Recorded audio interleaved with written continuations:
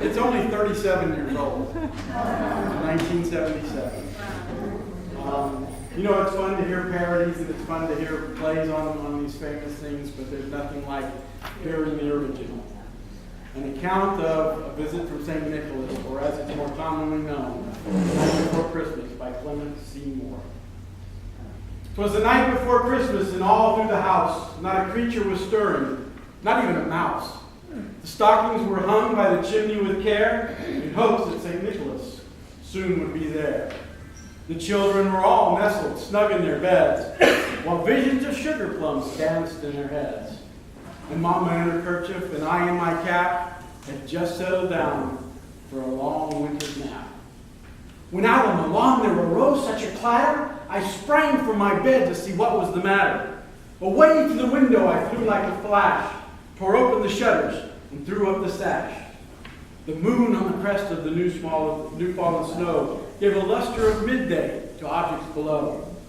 When what to my wondering eyes should appear but a miniature sleigh and 8 tiny reindeer. With a little old driver so lively and quick, I knew in a moment it must be St. Nick. More rapid than eagles his coursers they came, and he whistled and shouted and called them by name. Now Dasher, now Dancer, now Prancer and Vixen, on Comet, on Cupid, on Donder and Blitzen, to the top of the porch, to the top of the wall. Now dash away, dash away, dash away all.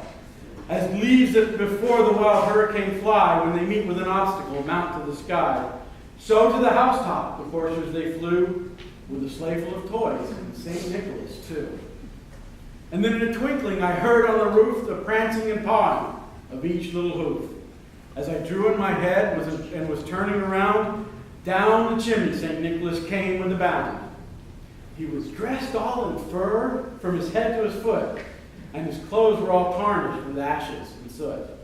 A bundle of toys he had flung on his back, and he looked like a peddler just opening his pack. His eyes, how they twinkled, his dimples, how merry. His cheeks were like roses, his nose like a cherry. His droll little mouth was drawn up like a bow, and the beard on his chin was as white as the snow. The stump of a pipe he held tight in his teeth, and the smoke, it encircled his head like a wreath. He had a broad face and a round little belly that shook when he laughed like a bowl full of jelly. He was chubby and plump, a right jolly old elf, and I laughed when I saw him, in spite of myself.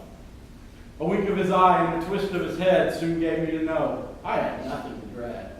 He spoke not a word, but went straight to his work, and filled all the stockings, then turned with a jerk, and laying a finger aside of his nose, and giving a nod, up the chimney he rose.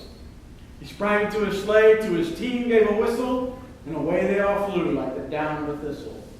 But I heard him exclaim, ere he drove out of sight, Happy Christmas to all, and to all a good night.